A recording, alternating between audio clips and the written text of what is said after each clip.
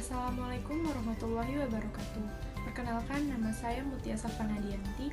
Saya dari Pendidikan Ekonomi semester 3 FKIP UHAMKA.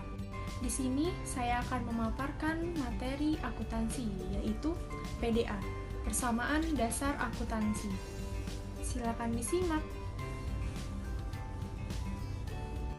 Mari teman-teman disimak baik-baik ya. Selanjutnya terdapat persamaan dasar akuntansi. Dasar akuntansi yaitu hubungan atau satu kesatuan antara kekayaan atau harta dengan uang dan modal yang dimiliki oleh suatu perusahaan. Itu pengertiannya ya teman-teman. Selanjutnya terdapat unsur-unsur. Yang pertama yaitu aset atau aktiva. Apa sih aset atau aktiva? Aset adalah sumber daya yang dimiliki atau dikendalikan oleh perusahaan yang digunakan untuk manfaat masa depan. Nah, terdapat contoh-contoh aset yang umum, yaitu mari simak selanjutnya. Contoh yang pertama adalah aset lancar. Aset lancar adalah ilmu akuntansi jenis aset yang diharapkan dapat segera digunakan dalam jangka waktu dekat, biasanya kurang dari 1 tahun. Aset lancar terdapat 3 bagian, yaitu kas, piutang, biaya dibayar di muka. Contoh yang kedua yaitu terdapat aset tetap. Aset tetap adalah aset berwujud yang dimiliki untuk digunakan dalam produksi atau penyediaan barang atau jasa untuk direntalkan kepada pihak lain, atau untuk tujuan administratif yang diharapkan untuk digunakan selama lebih dari 1 periode, seperti kendaraan dan bangunan.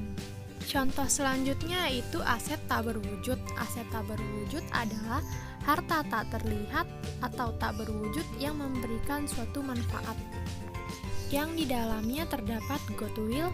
Goodwill adalah aset dalam neraca perusahaan yang diklarifikasikan ke dalam aset tak berwujud. Yang kedua hak cipta, yang ketiga paten. Unsur PDA selanjutnya yaitu liabilitas atau kewajiban. Liabilitas atau kewajiban adalah istilah yang paling sederhana sejumlah uang yang terutang kepada orang lain atau organisasi lain. Unsur-unsur selanjutnya yaitu ekuitas. Ekuitas yaitu mewakili porsi aset perusahaan yang dimiliki oleh pemegang saham atau mitra. Ekuitas berjenis seperti modal disetor. Modal disetor adalah jumlah uang yang disetor oleh pemilik atau pemegang saham. Laba tidak dibagi, retained earnings, modal penilaian kembali, modal sumbangan, dan modal lain-lain. Selanjutnya, rumus persamaan dasar akuntansi bisa dituliskan sebagai berikut. Harta sama dengan utang ditambah modal, atau aset sama dengan kewajiban ditambah ekuitas. Harta disebut dengan aset, utang disebut dengan kewajiban, dan modal disebut dengan ekuitas. Sehingga nilai harta atau aset ini nilainya akan sama dengan utang ditambah dengan modal. Nah, aset di sini disebut dengan aktiva, kewajiban dan ekuitas disebut dengan pasiva. Kemudian, selanjutnya ada akun-akun aktiva. Yang pertama yaitu kas. Mengapa kas ini masuk ke dalam akun aktiva? Karena kas ini adalah milik perusahaan, seperti yang sudah dijelaskan sebelumnya, bahwa segala sesuatu yang dimiliki perusahaan itu merupakan harta atau aktiva. Yang kedua yaitu tanah. Ketiga, bangunan. Keempat, wesel tagih. Kelima, piutang usaha. Nah, jadi piutang ini adalah ketika kita memberikan kredit kepada pihak lain, berarti pihak lain itu harus membayar utangnya kepada kita, sehingga itu masuk ke dalam aktiva. Keenam yaitu peralatan, ketujuh yaitu perlengkapan, dan terakhir yaitu beban dibayar di muka. Nah, berarti dibayar di muka ini adalah misalnya kita menggaji karyawan sekarang, bulan Februari. Nah, gaji yang bulan Maret itu sudah dibayarkan oleh perusahaan kepada karyawan. Penasaran gak sih gimana caranya pembuatan transaksi PDA dan gimana caranya menjabarkannya? Nah, setelah ini ada soal-soal dan transaksinya, silakan disimak. Selanjutnya terdapat soal transaksi yang sudah dibuat. Pada bulan Juli 2017, Savana mendirikan usaha bengkel sepeda motor dengan nama Lancar Motor. Transaksi keuangan selama bulan Juli 2017 sebagai berikut. Yang pertama yaitu Juli tanggal 1, Savana menyetorkan uang tunai sebesar 8.500.000. Perlengkapan 3.250.000, peralatan 6.250.000, dan sepeda motor sebesar 20.750.000 sebagai modal usaha. 2. Juli tanggal 2 menerima pendapatan jasa atas servis motor dari pelanggan 1.500.000. Ketiga, Juli tanggal 4 membeli perlengkapan secara tunai sebesar 400.000. Keempat, Juli tanggal 6 membeli peralatan 1.400.000, baru dibayar tunai 700.000, sisanya dibayar bulan depan. Yang kelima, Juli tanggal 9, Savana memperoleh pinjaman dari bank atas permohonan kredit usaha mikro kecil dan menengah sebesar 4 juta. Keenam, Juli tanggal 10 menerima pendapatan servis motor dari pelanggan sebesar 1.929.000. Mari kita simak penjabaran transaksi yang sudah dibuat. Persamaan dasar akuntansi bengkel Lancar Motor. Seperti yang dilihat di layar, ada tanggal, keterangan, kas, piutang, beban, perlengkapan, peralatan, mesin, gedung, kendaraan masuk ke dalam aktiva. Utang dan modal masuk ke dalam pasifa. Transaksi yang pertama yaitu pada tanggal 1 Juli dengan keterangan modal awal.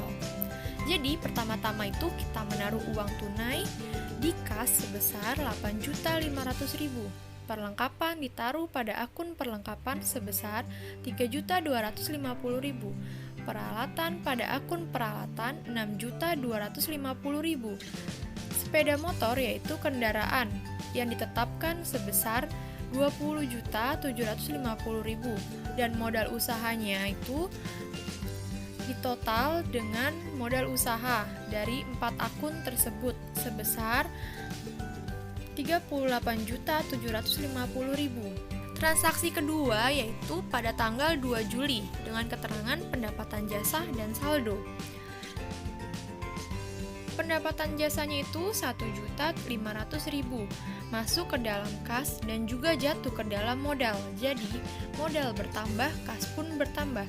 Totalnya itu adalah kas 10 juta dan modal 40.250.000. Transaksi ketiga yaitu pada tanggal 4 Juli dengan keterangan beli perlengkapan dan saldo. Transaksi ketiga membeli perlengkapan secara tunai. Karena dibeli secara tunai, maka kasnya itu berkurang karena secara tunai. Kas berkurang 400.000, lalu peralatan masuk nominal baru sebesar 400.000. Karena mempengaruhi peralatan, jadi saldo menjadi 9.600.000. Nominal diturunkan menjadi 3.650.000. Nominal tetap tidak berpengaruh.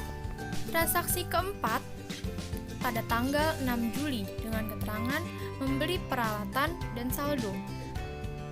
Transaksi keempat membeli peralatan sebesar 1.400.000. Baru dibayar tunai 700.000, sisanya dibayar bulan depan. Berarti dari 1.400.000 itu baru mengeluarkan uang 700.000 dan utang 700.000 lagi, maka dituliskan di situ kas berkurang 700.000, peralatan bertambah 1.400.000. Kenapa tidak dituliskan 700.000?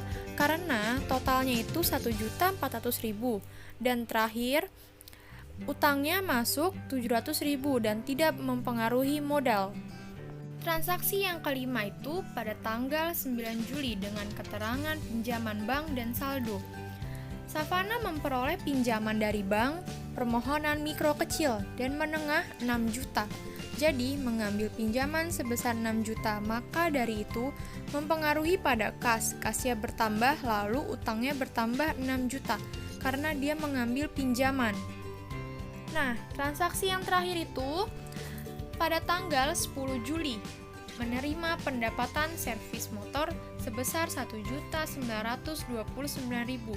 Nah, ini mempengaruhi kas dan modal karena ia menerima pendapatan berpengaruh pada kas bertambah, modal bertambah. Jadi, utangnya itu 6.700.000, modalnya 42.175.000. Nah, itulah penjabaran PDA bengkel lancar motor. Sekian pemaparan materi dari saya, kurang lebihnya mohon maaf. Assalamualaikum warahmatullahi wabarakatuh.